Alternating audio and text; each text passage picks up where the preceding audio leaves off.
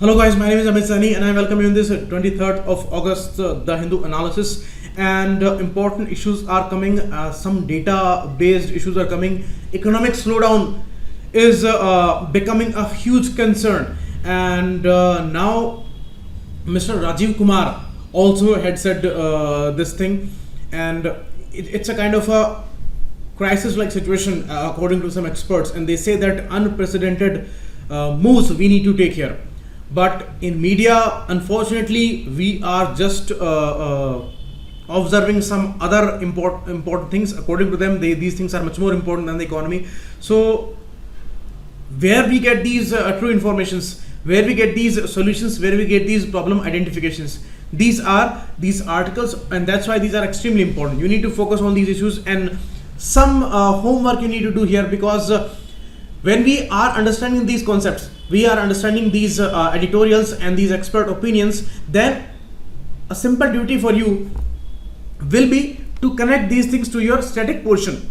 Whether these are economic issues, political issues, or these are related to environment or science and technology, then you need to connect these things so that these connections are well established in your mind, and you can link up things later, and it will not be a problem in the mains stage, because this daily practice will give you a certain edge. And in mains answer writing, at that particular phase, half of the answer writing means that would be without any effort. You will not need anything else, and you will be very easy with the background information of all these current scenarios, because most of the mains questions, they are coming from the current issues.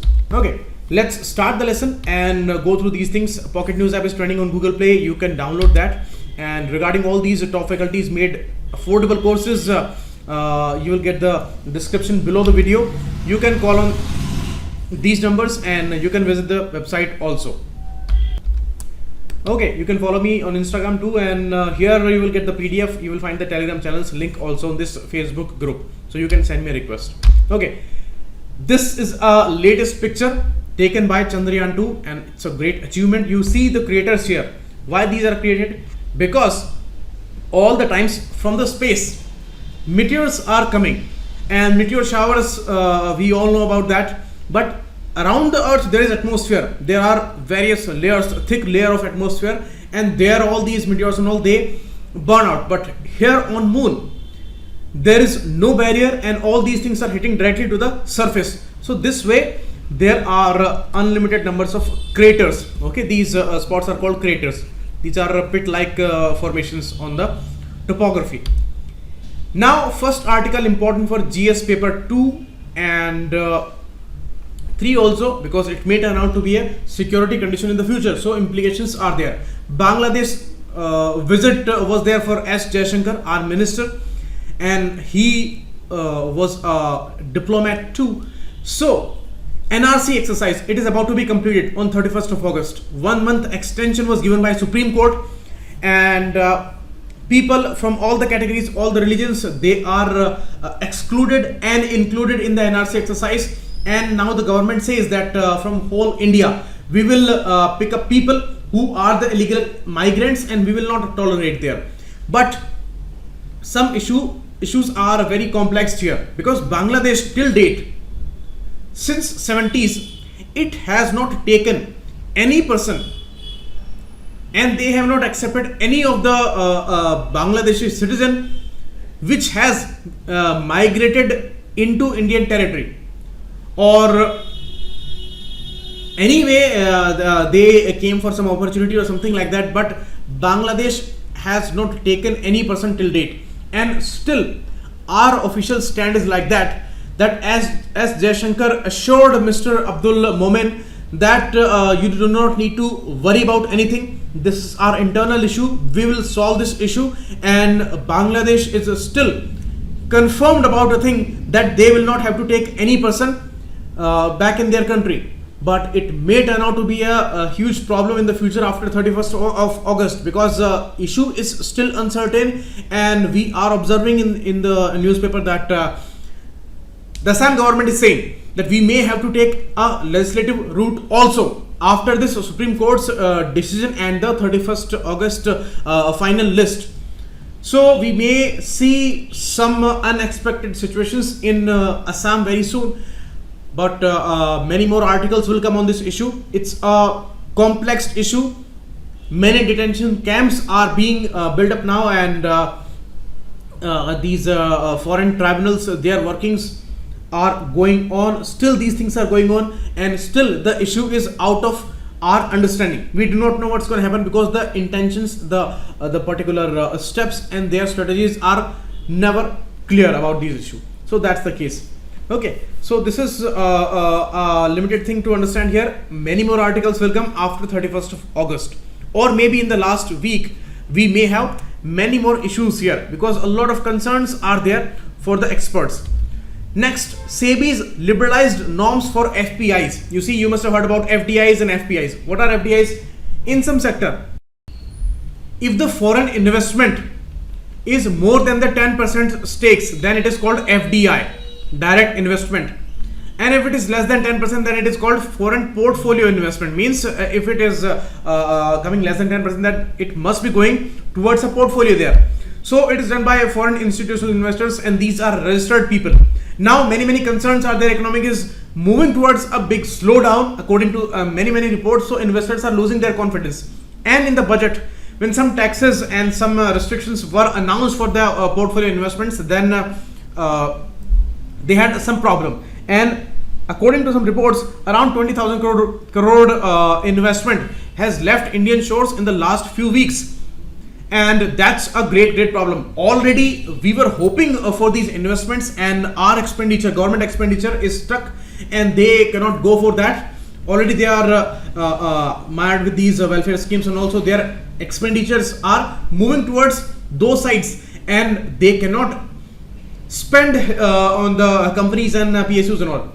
So they are saying that private investment will be the key growth driver for the $5 trillion economy next 5 years. And foreign investments we are going for. They are also going for sovereign overseas bonds. So these all things are trying to get some investment there. But here it is going just against that. HR Khan committee said that you have to make some changes. You need to make that investment, Indian investment, attractive. Means the investment towards India attractive. So SEBI has allowed entities registered at an international financial services centers to be automatically classified as FPIs, and they have relaxed some broad-based eligibility criteria also. All these steps are towards making the investment attractive in India, and to globalize India's financial markets. Already we are aiming for that many years. We are making many claims, and the Make in India, Invest India, all these things are going on.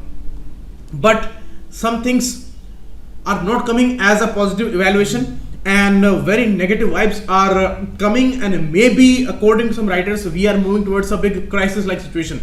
And now even Rajiv Kumar said that this liquidity condition was not there ever before in last 70 years. So this is unprecedented times. That means the policies, the steps, they are not yielding any result. So they need to make some changes, and in that particular sequence of steps, SEBI is liberalizing these norms. Okay. Now, if it fails to do so, means if it fails to make it attractive, but still in the long run, it will make foreign investors more attracted towards Indian market. So that is also a aim here. But in the end, there is a question that in these difficult times, and where many concerns are there regarding the huge Indian economy, we cannot go with these flip-flops on the commitments. And many other emerging markets are there, and these investments from the developed countries, they are flocking towards other emerging markets. So that's why it's a huge challenge for the government. A lot of issues are going on, and we do not see much sincerity here from the government's side, because of whatever is happening, whatever is the highlight these days, these are against these focuses and the concerns. So that's why we need to focus here. Next, a very important article, fact-based, number-based article by former economic advisor, former RBI governor, and DK Srivastava. So yesterday also we had some numbers there, and they were proving the problems created by demonetization. Here the writers are assessing the situation and they are giving some solutions. Now, India's current economic slowdown is due to a combination of two underlying trends according to them.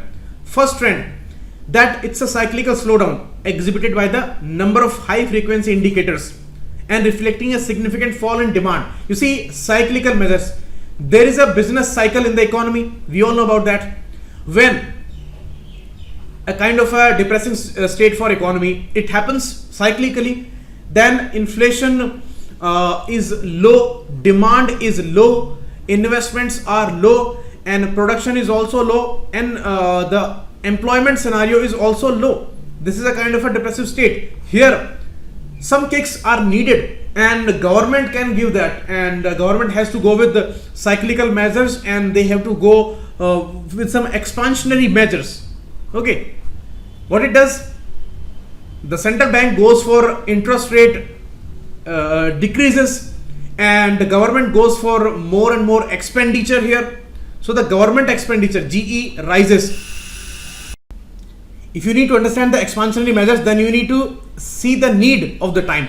Means in this phase of the economy, people need to go, it is needed that people go to markets, they buy things, and they invest in some bonds and all these company shares and all, so that investment may rise. With the investment, when it will rise, more production will be there, and people will go to market, they will buy things, car loans, house loans, they will be these will be available at low interest rates, so they will go for spendings. Means they will go for spending, and here the investment is rising. So these are the expansionary measures. For that, what governments need to do, interest rates, they have changed, they have decreased their numbers, and plus they will decrease the taxes, plus they can go for some pay commission and rise in income, and you can see these kind of changes in the salaried class. So this way people will have more disposable income. Disposable income means the income left after the taxes. So more disposable income means more spending, and this way demand will rise, production will rise, and for that production jobs will rise, and this way a kind of a good phase will again come in the economy. So it's a kind of a hot phase. Again, after some time, what's going to happen? Inflation will rise again, because more demand is there, people are spending more, and people have more disposable income, so inflation will rise. Inflation will rise, then taxes are also rising with the rising income. We all know about that. Government will go for some income. So this way again a phase come where demand will go down, and production will go down, employment will go down, and again it will be a kind of a depressive state. So this is a kind of a business cycle, and it goes in a cycle. So in this way this should move on. Okay, today what we are observing, this is the first condition where expenditure is needed by the government's from the government side. So the taxes are not going down. Okay, interest rates are going down, that's okay, but it is mainly the monetary policy by the central bank, and the expenditure from the government side, this is happening, but where? It is happening in the welfare schemes. The money is not going into salaried class pocket, and people do not have disposable income there. So the expenditure is happening, but disposable income is less. That's why markets are all going with a cold phase. There is no activity, and we are in a depressive state, and for a period of time it will, if go on, then certainly we will have a economic slowdown and a kind of a crisis we may face very soon. So this is well accepted by the scholars. Here the writer says that these are the indicators that short-run cyclical slowdown is there. So it must change, and some measures we need to change there. Interest rates are lowered now, and we are at 5.40, but this is not propagated accordingly by the banks, because banks, their assets and the credits which they give to people, these are costly for the banks, so they cannot go for the same decline in the interest rates. So that's the problem. Only 1/3 of this change since February 1.1% is the decline by the RBI in the repo rate, but the same is not propagated by the banks. Only 1/3 of it hardly is implemented there. So that's the problem. Second, more serious long-term fall in investment we are observing here. Now writer talks about gross fixed capital formation.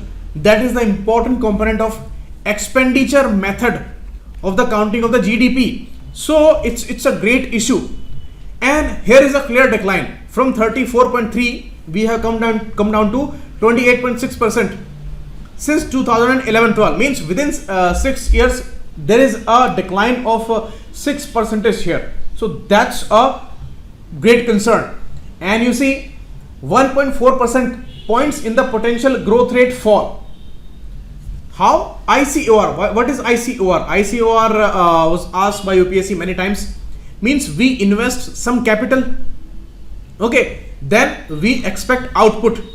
If the capital is going up, because capital output ratio is that, if the capital is going up, means this ICOR will go up, and that's the problem. Means the output remains same and the capital is going up.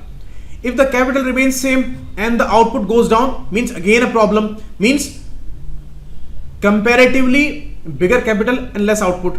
If both happens, capital goes up and output goes down, it's a severe problem. So ICOR is at 4, if we can assume it, then 1.4% fall is there. So that's the problem, and it's a noticeable fall, and it was till 16-17. After that some recovery was there, but household sectors savings are also going down, and this GFCF, the gross fixed capital formation, there is a clear fall. Now private corporate sector investment rate did not show any fall up to 15-16. Means they were comparatively in a good position, and it was actually in 15-16 higher than the 11-12 numbers. Means private corporate sectors GFCF was comparatively better, but after that it is coming towards a lower side. But you cannot say it was a big fall here.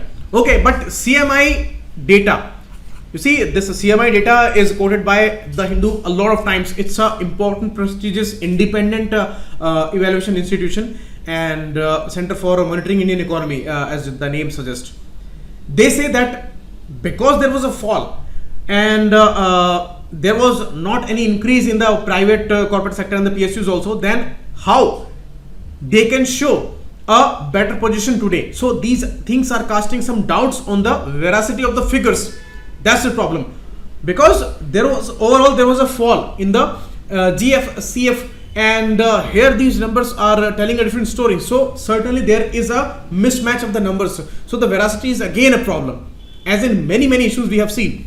Okay, case of public sector, the rate fell by 0.3% points. Means it was also not a big fall according to the official estimates, but overall the problem is still there. So we have to see now the saving rates issue. Gross domestic saving rate also fell between 11-12 to 17-18 by 4.1%. It was at 34.6% and at now at 30.5%. So that's a clear decline there. Now the problem is that according to our ideal situation, 40+ percentage of the GDP, the savings must be there. But right now we are close to 30%, and that's why it's a huge problem, and that's why the investments are also stuck. From the household sector, the savings, they are not showing any increase, and they are with a consistent decline, and the overall decline was also due to the household sector, because the private sector and the PSUs, their savings were stagnant or some rise was there, so they were not showing any huge problem there.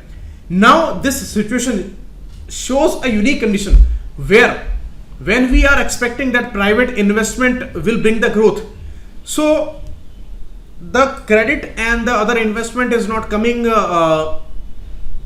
from the government's side towards private sector. So the only option that is left is the savings by the private corporate sector. Means that is the only viable option here, as we are exploring the options, because already we are stuck in a problem. So we are exploring the options there. So this can be a good option here for the private corporate sector, because the savings with the private sector, these are there and they can be used as the private investment. So that's the issue.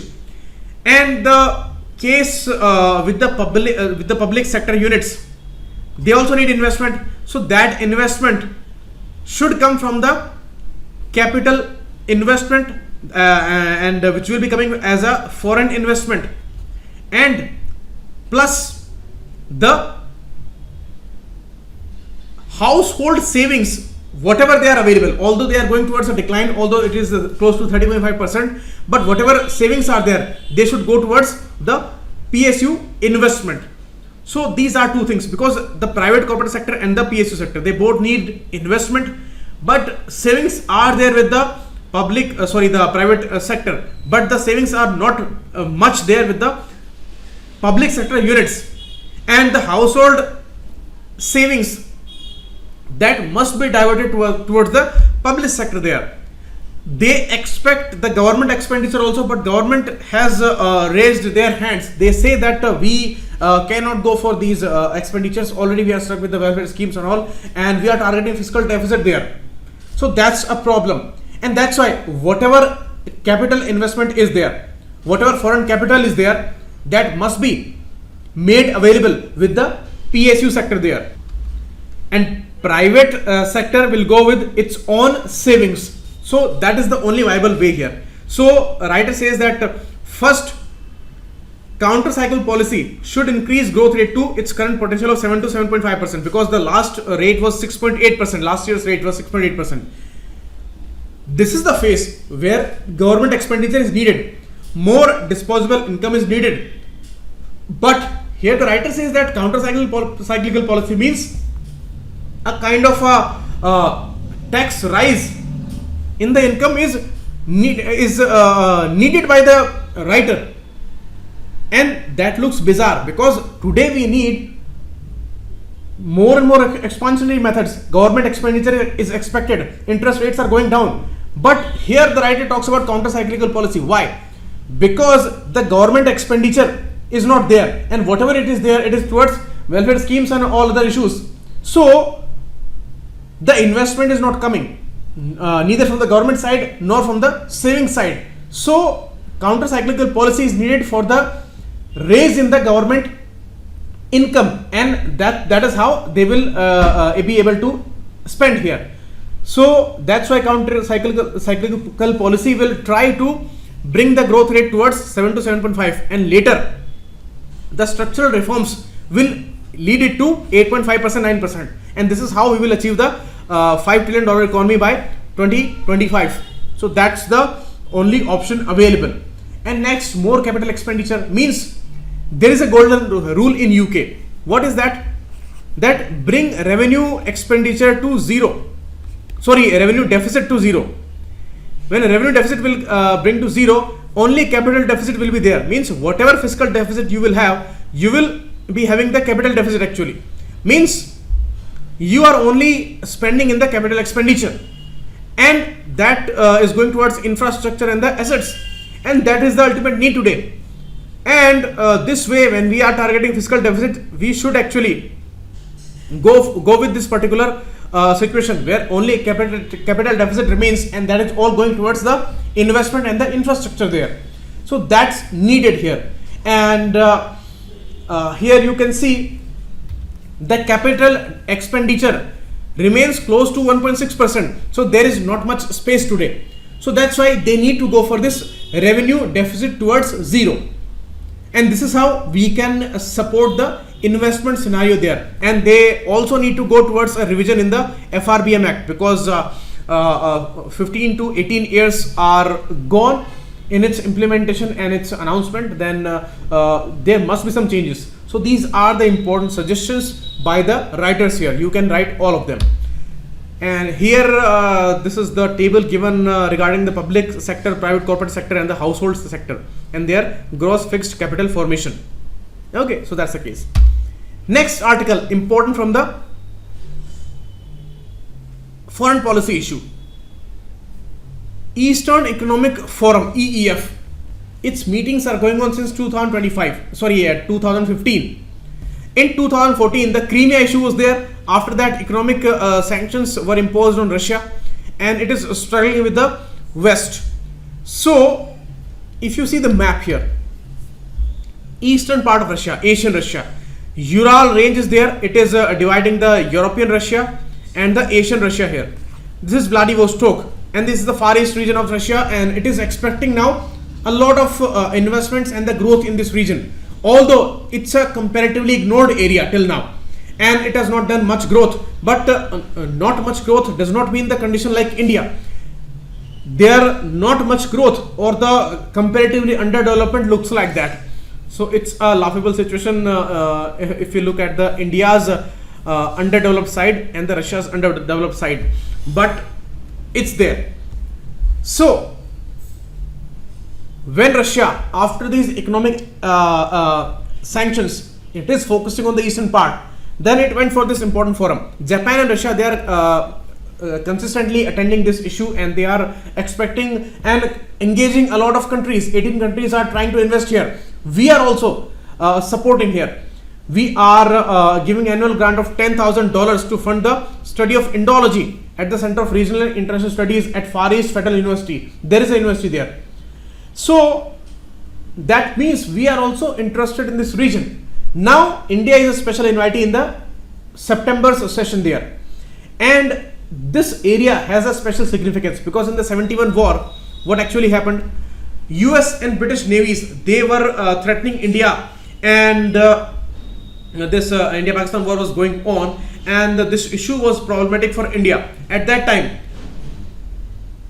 Russians, they sent the flotilla, nuclear armed fleet from its eastern borders from this region. So that area became very much highlighted and important for us, and we know about this region for decades now. It's around more than 4 decades and close to 5 decades that we are well known to this region.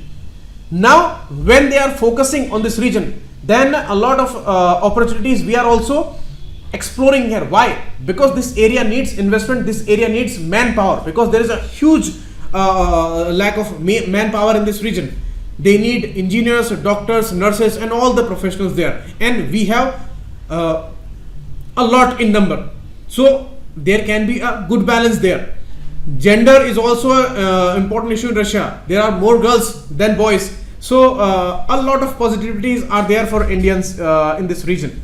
Now you can see in a pivot to Asia strategy, Russia is focusing this region more, and it is close to Pacific here, and the Indo-Pacific issue is going on. We are inclining more towards US.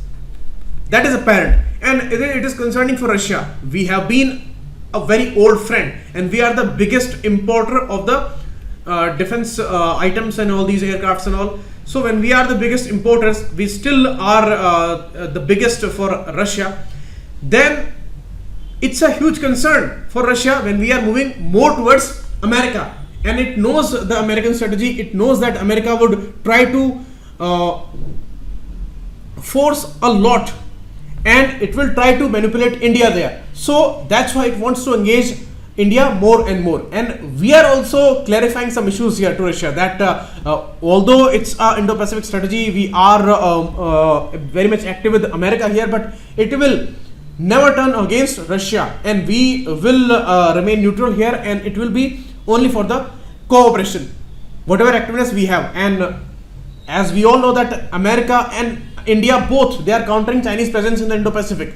So that's a kind of a different strategy, and India says that it is never against Russia there, but Russia knows that what America does and what is American strategy there. So it will try to stress India there, and the way America is trying to engage India in various issues, like for the Afghanistan issue, it says that that India must fight IS now.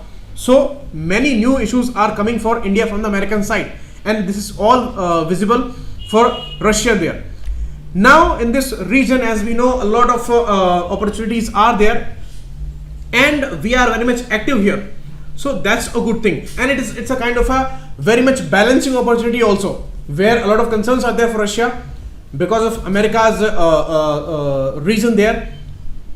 Now we can balance this thing in the eastern region there, and Russia is also interested, we are also interested there, and other countries are also investing, like China is investing, Korea is investing, Japan is investing, and we are also a big country there, and total 18 countries are investing in this region. So that's a good thing, and it's a great platform for cooperation, not only for Indian Russians, this is also for Indian Chinese, Indian Vietnamese, and Indonesia, and other countries are also there. So that's a good thing, and it's a huge region. There's no dearth of land, although harsh conditions are there. It's a very cold region, but it is close to Pacific Ocean, then it's a beneficial thing for us.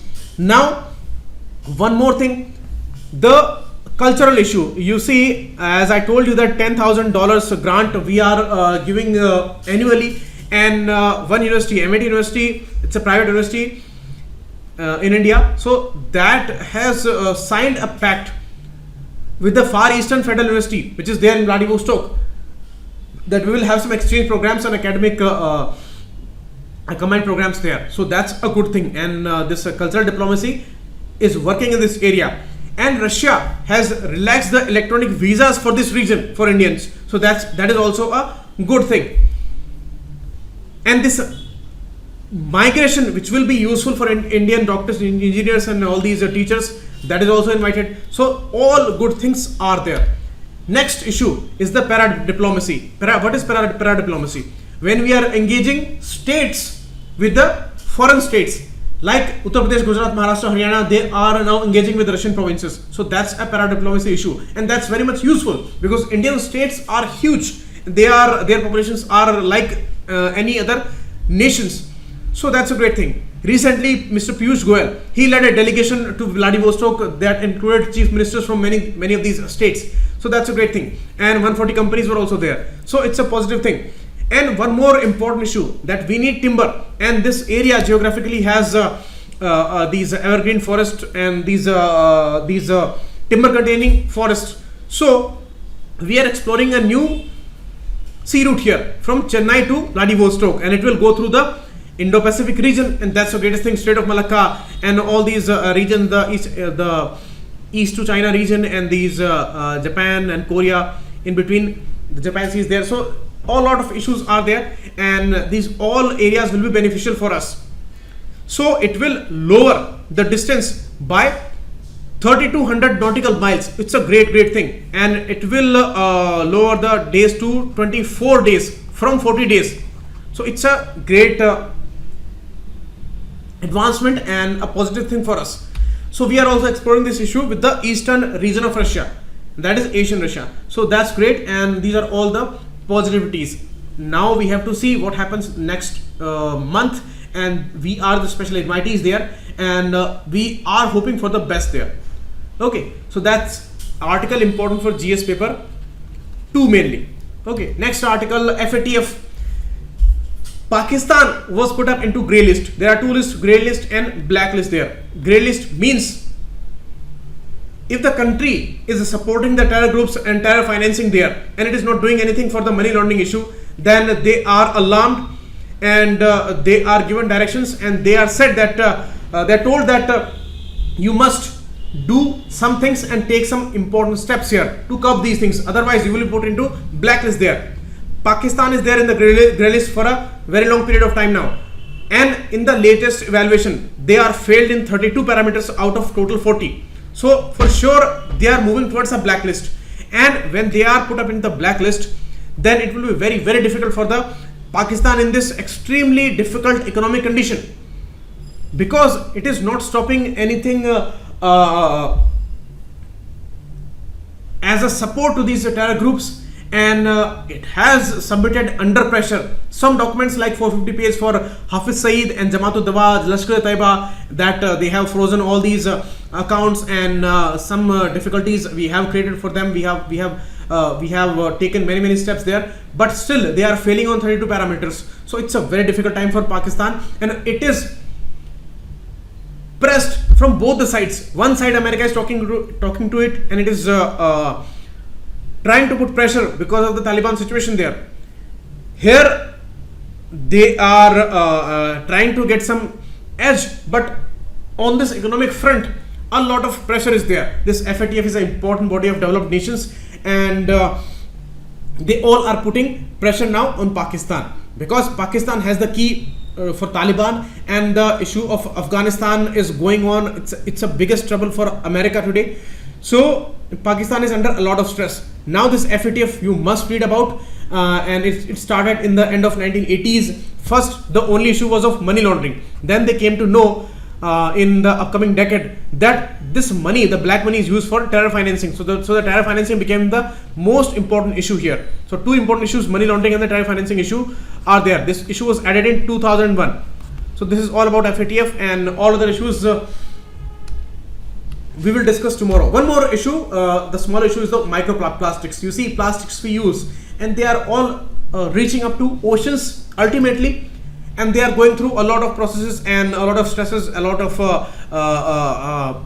conditions, and the plastic is not degraded, but it is turning into microplastic with various pressures and processes. So ultimately microplastics are present in the ocean, and they are reaching up to aquatic animals, and they are reaching up to humans also with all the important issues, because they are becoming the part of many processes there. They are present in the aquatic animals, they are present in the products, they are present in the water, and everywhere microplastics are there today. But WHO now says microplastics in the drinking water are present, but not a health risk for now. We need more and more researchers for that, and we do not know the exact consequences of the microplastics in a human body and in the food chain. We do not know the exact consequences. So we need some time. We need to go for more and more researchers there, and we will come out with some robust information regarding that. Till now, it's not a health risk. So that is all for today. We will meet again tomorrow. Thanks a lot. Keep watching, and it was a bit sad.